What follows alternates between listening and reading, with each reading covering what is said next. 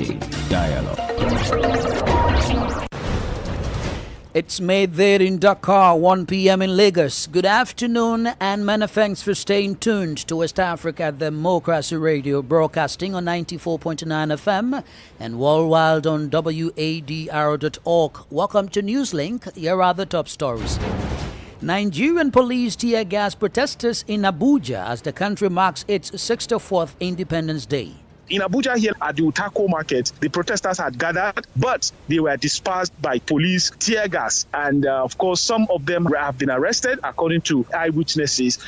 Two suspects of an attempted coup d'etat in Benin, Olivia and OSIWA, appear before the court for the repression of economic offenses and terrorism.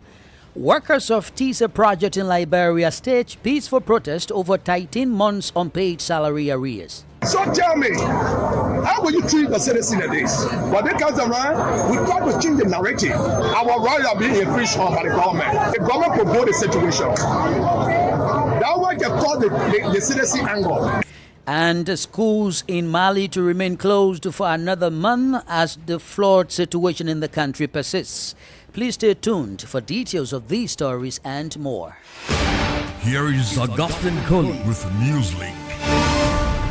Many thanks for joining our broadcast, and welcome to our listeners in the Gambia, Ghana, Liberia, and Sierra Leone.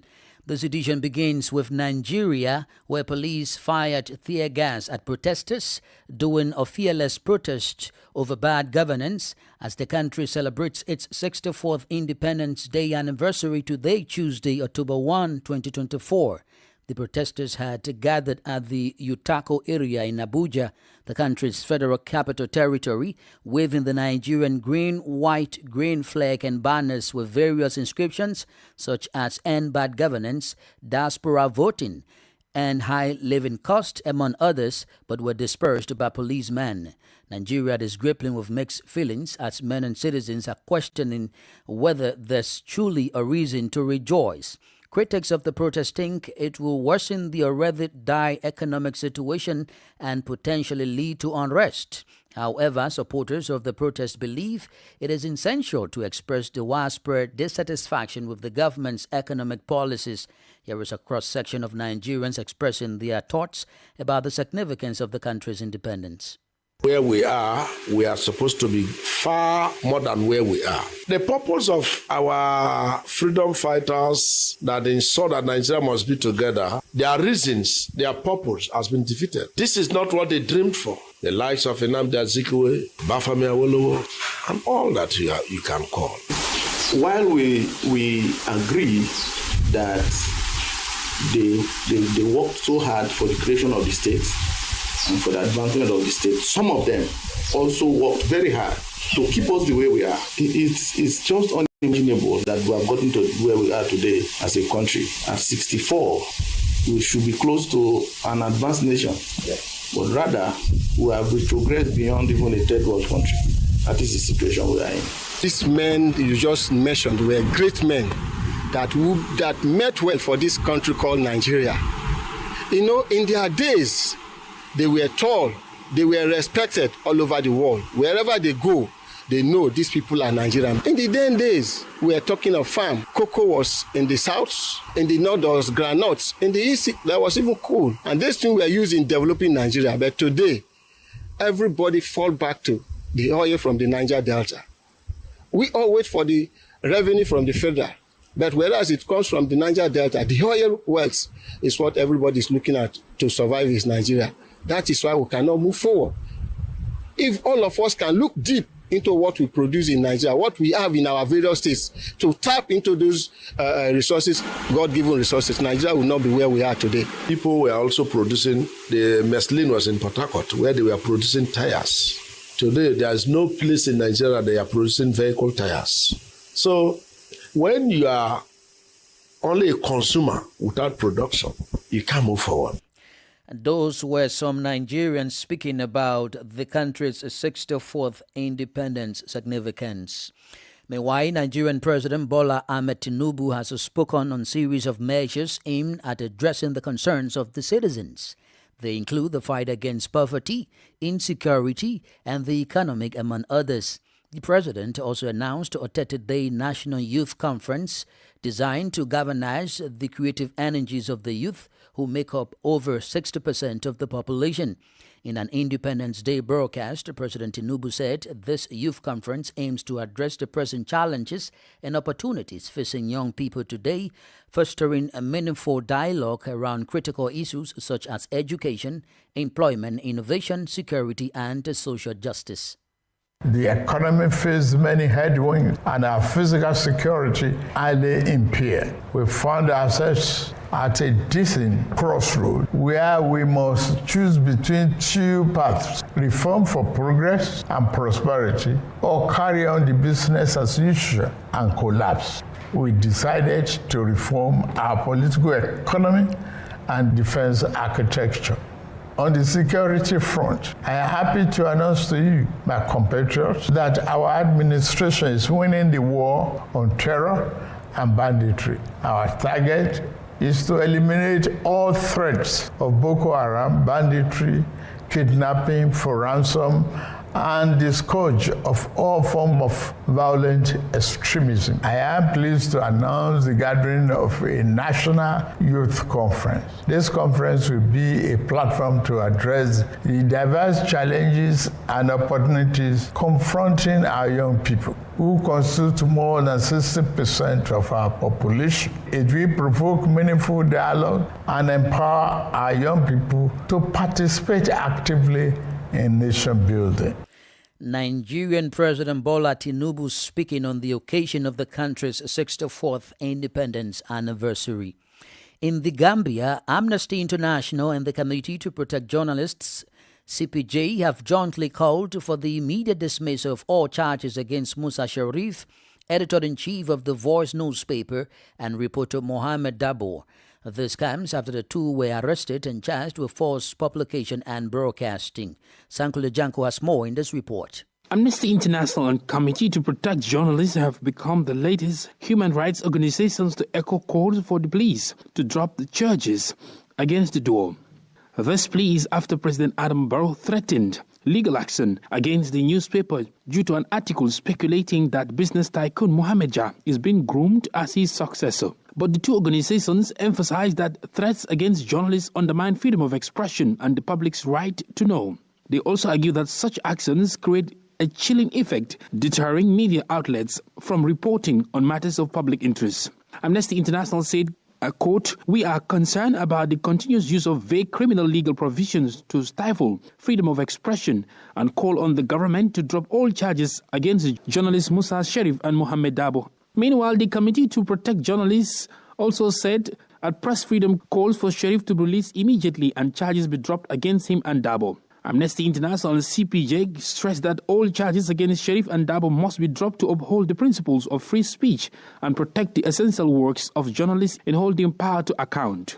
They further urged the Gambia government to ensure a safe environment for journalists to operate without fear of retribution, emphasizing that robust media is vital for democracy and transparency. From Newslink West Africa Democracy Radio, I'm Sankule Janko reporting from Banjul.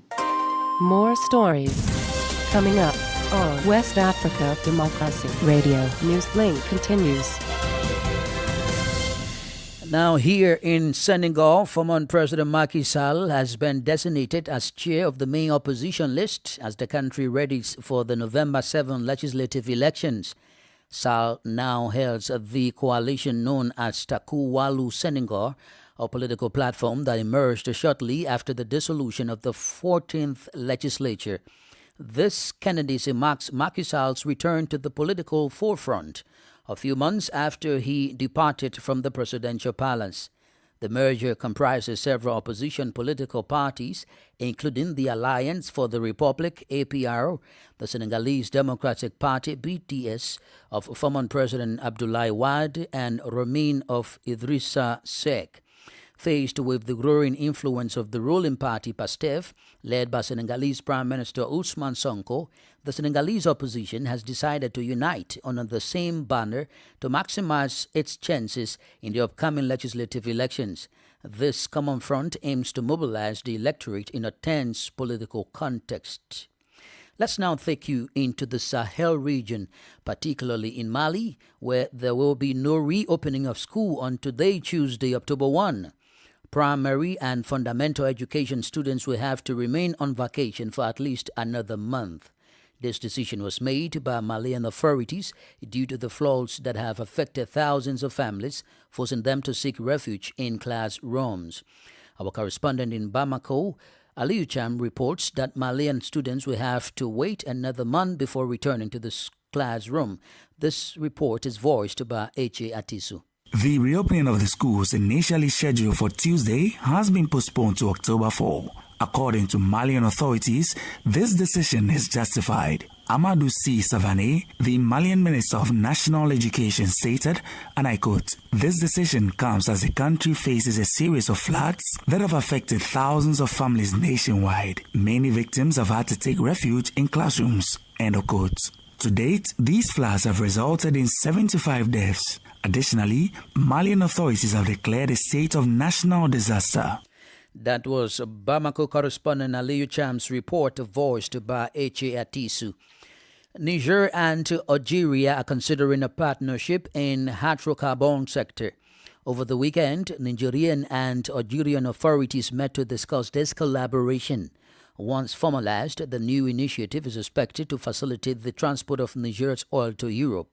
More details from Mutala Zuberu and voiced by Imo Edit. Over the weekend, a Nigerian delegation led by Petroleum Minister Sahabi Umaru visited Algeria. During the meeting with his Algerian counterpart, they discussed the energy partnership between Niger and Algeria. Niamey and Algiers aim to collaborate in the hydrocarbons sector, particularly in oil and gas. Two projects are targeted by this collaboration. First, Sonatrach, the Algerian national oil company, plans to increase its investments in the Kafra oil field located on the Algerian-Nigerian border. This initiative is expected to help Niger not only increase its oil production by 90,000 barrels per day, but also export products more efficiently through Algerian facilities. Additionally, the two countries discussed the Trans-Sahara Gas Pipeline (TSGP) initiated 15 years ago. This infrastructure, a 4,000-meter pipeline, is intended to transport Nigerian gas to Europe via Niger and Algeria. This strategic project aims to reduce Europe's dependence on Russian gas by 2027 while allowing the three African countries to benefit economically. Currently, the delivery date for this $13 billion installation is not yet known. Imo Edit voiced that report fighting by Mutala Zuberu in Niamey. The Ivorian government has responded to accusations from Burkinabe authorities regarding a destabilization attempt allegedly carried out by individuals residing in the Republic of Côte d'Ivoire. During a press conference on Monday, the Ivorian government spokesperson provided clarifications. Christopher Atichul completes this report sent in by correspondent Albin Ade in Abidjan. According to Amadou Coulibaly, Côte d'Ivoire has never participated in the destabilization of a neighboring country. Addressing the press following the Council of Ministers meeting, the Ivorian government spokesperson also addressed the recent attempted coup in Burkina Faso. Amadou Coulibaly immediately rejected the accusations from the Burkinabe authorities. Ce n'est pas un fait nouveau, ça fait plusieurs fois que... This is not a new occurrence. Several alleged attempts at destabilization have been announced by the authorities of Burkina Faso. Côte d'Ivoire is a land of hospitality and welcome. It has never participated in the destabilization of a neighboring country and has no intention of doing so. In fact, whenever there are difficulties, people from other countries often come here for refuge. Les pays qui ont quelques difficultés voient leurs ressortissants venir. The Ivorian government spokesperson also highlighted the historical relations between Abidjan and Ouagadougou. Besides, Coulibaly said Côte d'Ivoire is home to a significant Burkinabe community. When nearly 60,000 Burkinabe refugees who have fled acts of terrorism in their country and are officially on our soil. Additionally, we host over 3 million Burkinabes. Our people share historical relations that predate the formation of our states, and these bonds will endure. Therefore, there's no reason to take any action that could divide these peoples who live in harmony and mutual understanding. To recall, a few days ago, the Burkinabe Minister of Security denounced an attempted coup orchestrated by a network that included former Burkinabe officials and individuals residing in Côte d'Ivoire. Albin Ade's report voiced by Christopher Aticho. You are listening to Newslink on West Africa Democracy Radio, broadcasting from Dakar, Senegal. Here is a reminder of the top stories. Nigerian police tear gas protesters in Abuja as the country marks its 64th Independence Day. 2 suspects of an attempted coup d'etat in Benin, Olivia and Oxwad, appear before the court for the repression of economic offenses and terrorism. Workers of TISA project in Liberia staged peaceful protest over 13 months unpaid salary arrears. Schools in Mali to remain closed for another month as the flood situation in the country persists. Still ahead, we have the press review, guest interview, and sports news. Please stay with us. Fresh and breaking news all the time. Hear it first as the news breaks, only on West Africa Democracy Radio. Newslink continues. Thanks for staying with us. Over to Benin, where Olivia Boko and Oxwa Humike, the 2 main suspects in an attempted coup d'etat case, had been presented to the special prosecutor of the court for the repression of economic offenses and terrorism today. Benin's businessman Olivia and former sports minister Oxwad were taken to court on Tuesday morning by their lawyers after spending 8 days in police custody. As a result of this situation, there are restrictions on access to major roads and increased police presence in Cotonou. Oge Obiarika completes the story. Olivier Boko and Oswald Humke are the primary suspects in a serious case involving an alleged coup attempt against President Patrice Talon of Benin. Recent reports suggest that additional individuals, including relatives of the suspects, are also being questioned in connection with the investigation. Former Sports Minister Oswald Humke, businessman Olivier Boko, and the commander of the Republican Guard, Elon Mario, were arrested on the night of September 23 to 24, 2024.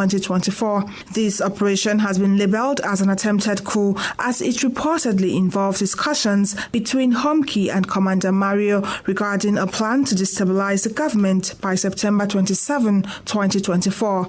Key details from the initial investigation include the opening of a bank account in the commander's name at NSIA Bank, Côte d'Ivoire, with a substantial initial deposit of 105 million CFA francs made on August 6, 2024. This has raised significant concerns about the financing and logistics behind the alleged coup. The previous cases of Joel Ivo and Rekia Matugu, both prosecuted by the Court for the Repression of Economic Crimes and Terrorism, CRIET, highlights the court's stringent approach in handling such serious matters. As the situation unfolds, all eyes are on Special Prosecutor Mario Metono, who will play a crucial role in determining the next steps for the accused. Oge Obiarika reporting there. In Liberia, workers of the Temporary Empowerment for Community Youth Project staged a peaceful protest outside the Ministry of Finance and Development Planning on Monday in demand of 13 months of unpaid salary arrears.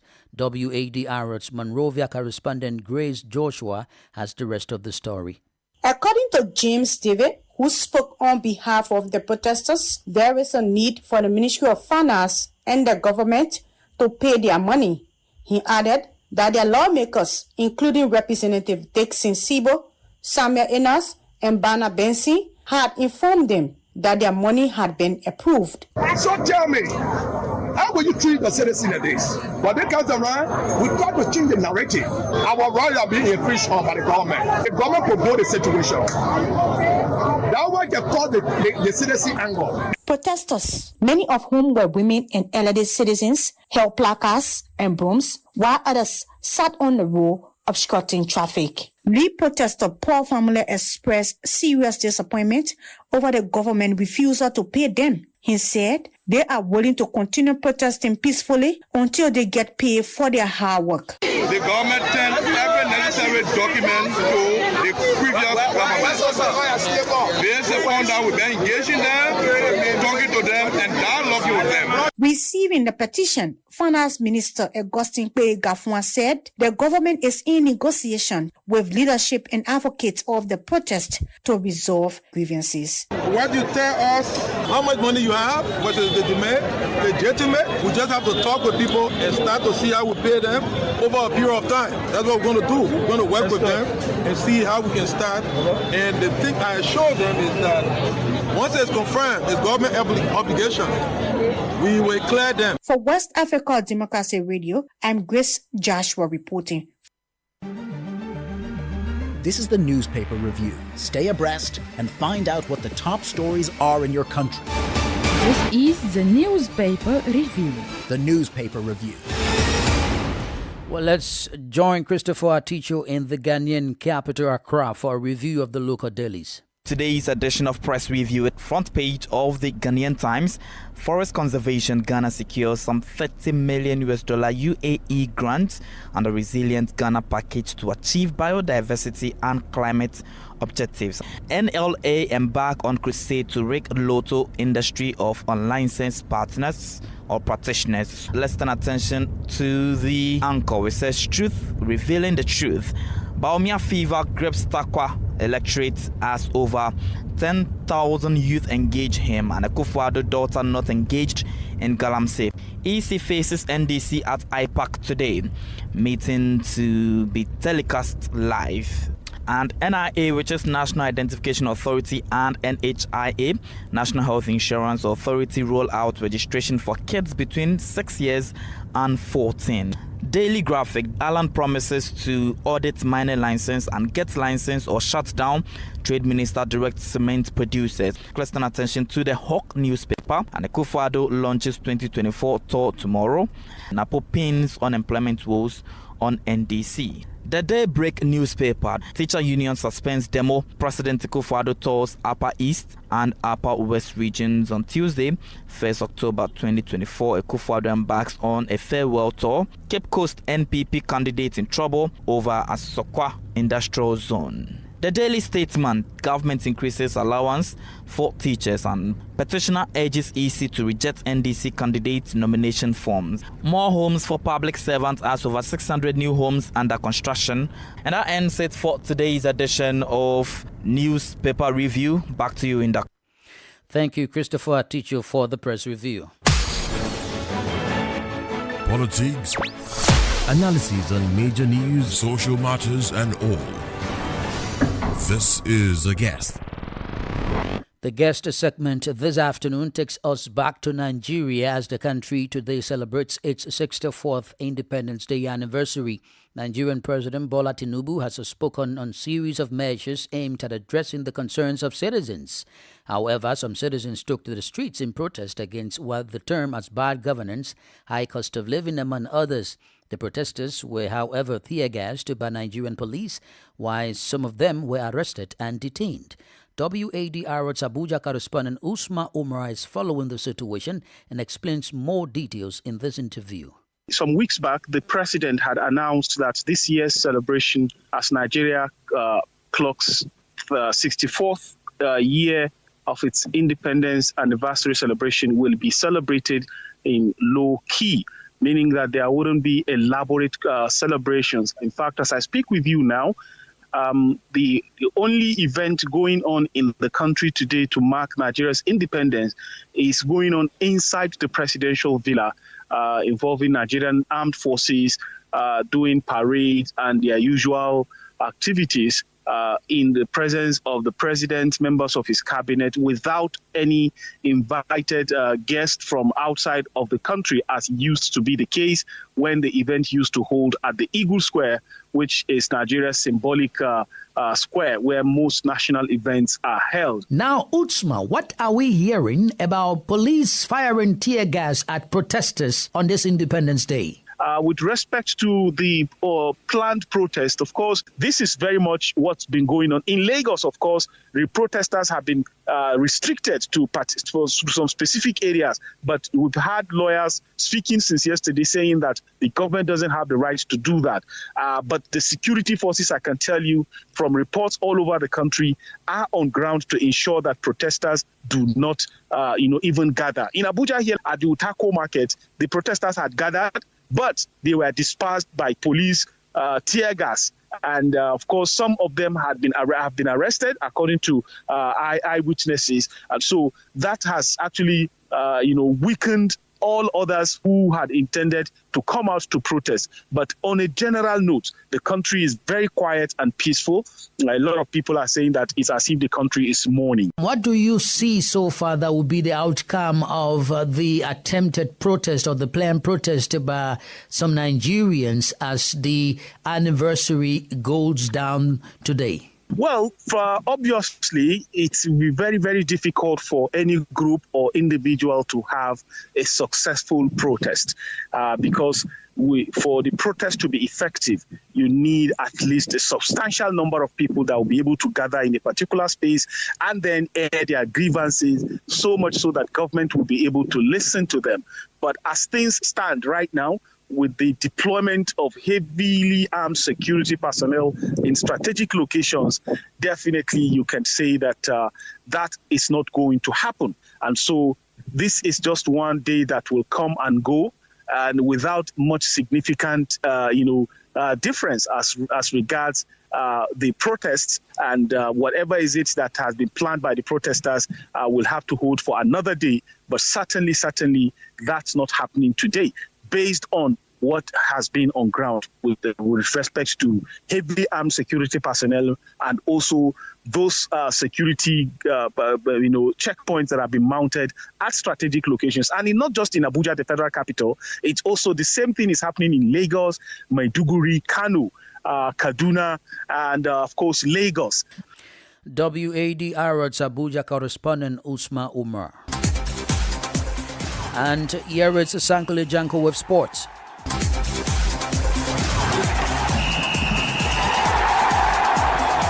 Hello there, warm welcome and thank you for joining us. World Football Governing Body FIFA's Disciplinary Committee has banned current President of Cameroon Football Federation Samuel Eto'o for violating conduct. The former Cameroon international and captain has been handed a 6-month ban from attending Cameroon's matches. The former African Player of the Year, Eto'o, is said to have violated conduct rules during the just concluded Under-20 Women's World Cup when his nation faced Brazil in the round of 16.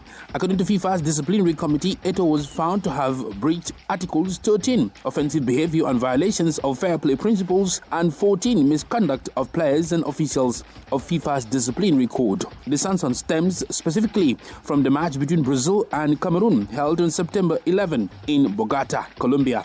As a result, Eto'o will be prohibited from attending any matches involving Cameroon's national teams, both male and female, across all age groups, according to the media reports. Mr. Eto'o has been notified today, the date on which the sanction comes into force, stated the FIFA press release.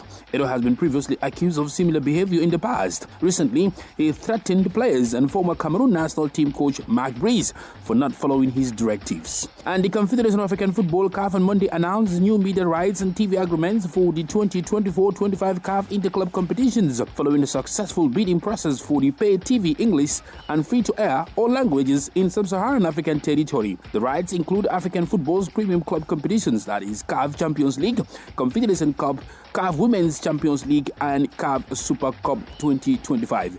CAF reached agreements with SuperSport International for the paid TV rights in English and South African Broadcasting Corporation SABC and Azam Media for the paid TV English rights. And that's it for sports. It's back to you. We've come to the end of this edition of Newslink on West Africa Democracy Radio, broadcasting from Dakar, Senegal. Thank you for listening, and many thanks to Mustafa Sek and Manwood Dasmaudoju for the technical assistance. I am Augustine Kali. Good afternoon. And many thanks to you for listening to Newslink via Hot 104.3 FM, Newmi FM 94.0, Hilltop Radio 104.7 FM, and Veritas Radio 102.9 in Banjul.